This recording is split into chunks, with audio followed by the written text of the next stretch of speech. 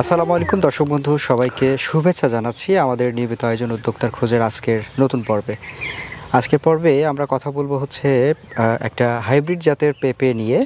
আপনারা জানেন যে টপলেডি পেঁপেটা হচ্ছে কাঁচা পাকা দুই ধরনেরই খাওয়া যায়, বিশেষ করে সবজি হিসেবে বেশি চাহিদা, তবে চাইলে পাকাও খাওয়া যায়, বেশ স্বাদের হয়। সবচাইতে পাকা খাওয়ার জন্য হচ্ছে রেড লেডিটা বেশ ভালো, তবে ওইটা কিন্তু সব জায়গাতে হয় না, বিভিন্ন সমস্যা রয়েছে।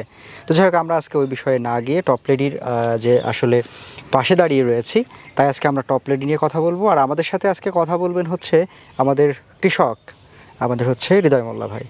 আসসালামু আলাইকুম। ওয়ালাইকুম আসসালাম। কেমন আছেন ভাই? আলহামদুলিল্লাহ। যাক, আলহামদুলিল্লাহ, শুনে খুবই ভালো লাগলো। তাহলে আমরা সবই শুনলাম, এখন টপলেডির যে আসলে বৈশিষ্ট্য সেটা নিয়ে প্রথমে একটু কথা বলি। টপলেডি হচ্ছে আপনার কাঁচা পাকা দুইটাই বিক্রি করা যায়। যেরকম এই পেঁপেগুলো বলা পাকা শুরু হয়ে গেছে, এই দেখেন কালার চলে আসতেছে, একটু কালার আসছে আর কি। হ্যাঁ, একটু কালার আসতেছে, গাছেও কালার আসতেছে, এই যে হ্যাঁ এগুলো সব কালার আসতেছে এই যে। আর এটা হচ্ছে আপনার যদি কেউ এখন চাষ করে, এখন চাষ করলে এটা কি হবে, সামনে যে চৈত বৈশাখে যে পেঁপের বাজারটা ভালো যায়, প্রায় ১৬০০ টাকা ২০০০ টাকা মন যায়, ওই বাজারটা পাবে এখন যদি কেউ রোপণ করে। তা এই টপলেডি কাঁচা পাকা, কাঁচা যদি বিক্রি, আমরা এর আগে কৃষকদের যাদের দিয়েছি তারা বিক্রি করেছে, কেউ ২০ টাকা ৩০ টাকা ৪০ টাকা বাজারও বিক্রি করেছে, আবার ১৬ টাকাও বিক্রি করেছে।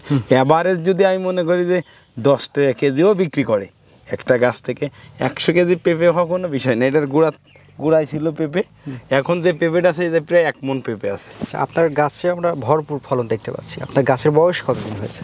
এটার বয়স চলছে ১৮০ থেকে ৯০ দিন বয়স চলছে। এটা আমি ওই যে আমাদের পেয়ারা বাগানের কোলে, আলের কোলে লাগাইছি।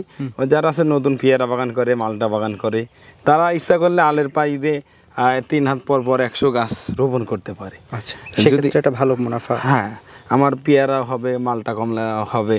তার মনে করেন যে পেঁপে চাষটা আমরা যদি মনে করি যে ১০০ গাছ থাকে, আমাদের তো পারিবারিক সবজির পুষ্টির চাহিদা, আর পেঁপে যদি কেউ কন্টিনিউ খেয়ে যায় ১২ মাস, তাহলে তার জীবনে আলসার হবে না, ক্যান্সার হবে না, গ্যাস হবে না।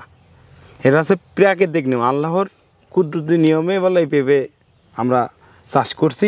আর এই পেঁপে চাষের যে সফলতা, আমি আজ পর্যন্ত যে জাতগুলো বিক্রি করি, যেরকম টপলেডি, গ্রিন লেডি, এই জাতগুলো এখনও কোনো কৃষক নৈরাশ হয় নাই, ভাইরাস হয় নাই। একটা কৃষক যখন একটা চারা রোপণ করে, তখন তার স্বপ্ন রোপণ করে। আমি মনে করেন যে চারা বিক্রি করছি ৩৫-৪০ টাকা, আর একজন ২৫ টাকাও বিক্রি করবে। ২৫ টাকার যে চারাটা, ওই চারাটা বললো খুব একটা ভালো মানের হবে না। আচ্ছা, ওই চারাটা হওয়ার আগে ভাইরাস হয়ে যাবে।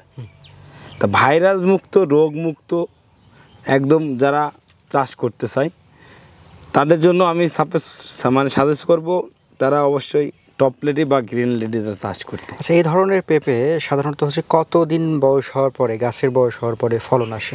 টপলেডিতে আমরা ৪৫ থেকে ৫৫ দিনে ফুল আসে, আর গ্রিন লেডিতে গরমের ওয়েদার থাকলে ৩০ থেকে ৩৫ দিনে ফুল আসে। আচ্ছা, ফল পাওয়া যায় কত মাস নাগাদ? টপলেডি ১২০ দিন থেকে হারভেস্ট করা যায় কাঁচা পেঁপে, আর পাকা পেঁপে ১৬০ দিন থেকে ৭০ দিনের ভিতরে হারভেস্ট করা যায়।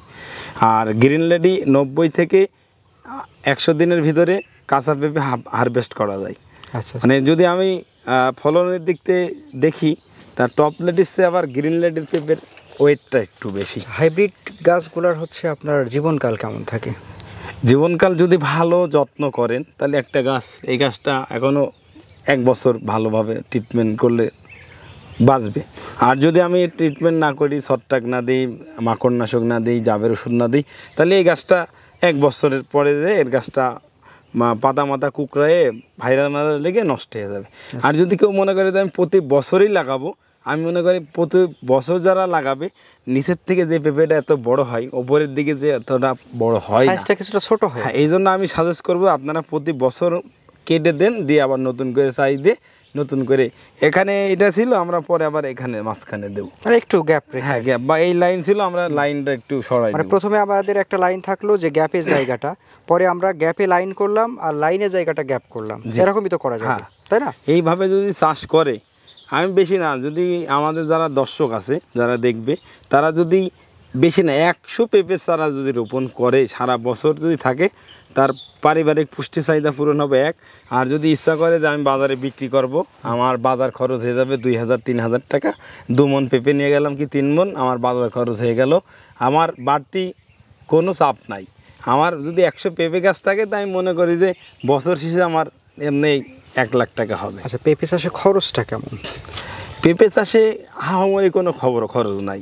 ছোটোবেলার থেকে হালকা সার কীটনাশক, অবশ্যই আমরা গাছ রোপণ করার 1 মাস পর থেকে সার দেওয়া শুরু করি।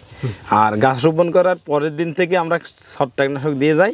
1 সপ্তাহ পর থেকে যে ভাটিমেক এবং আপনার ছত্রাকনাশক নইন পাউডার একসাথে দিই।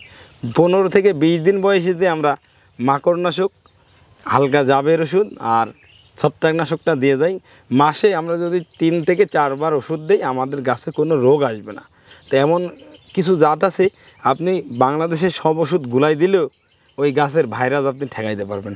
আর এটা যদি একটু পরিচর্যা, একটু টেক কেয়ার, গাছের রোগ হয়েছে কিনা, আমার গাছের কোনো একটা পাতা পড়ে যাচ্ছে কিনা, একটা গাছ হেলে গেছে কিনা, আমরা যদি 3 বেলা যদি এসে খবর নিই, আমি মনে করবো ওই কৃষক কোনো দিন চাষে লস খাবে না।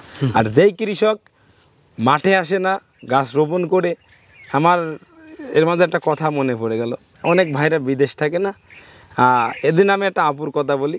আপু আমার ফোন দিয়েছে যে কাঁঠাল গাছ নিয়ে আমি 6 মাসে কাঁঠাল ধরবে বলেছি। তা উনি গাছ লাগাই দিয়ে, ওনার বাপের বাসায় গাছ লাগাই দিয়ে চলে গিয়েছে। সার বলেন, কীটনাশক বলেন, পানি বলেন, কিছু দেয় নাই। বৃষ্টির পানিতে গাছটা কোনো রকম বেঁচে আছে।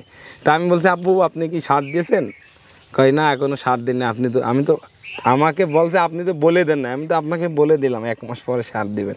ও অনেকে দেখা গেল গাছ রোপণ করেই থিয়ে দেয়, কিন্তু পরবর্তীতে তার কোনো খবর নাই। কিন্তু এভাবে চাষ করলে কখনো সফলতা আসবে না। চাষ করলে চাষের মতো চাষ করলে এখন কৃষি সেক্টরটা মনে করেন যে প্রায় অনেকে মজা করার জন্য আসছে, কেউ টিটকারি করে, কিন্তু এটা মজা করার জায়গা না।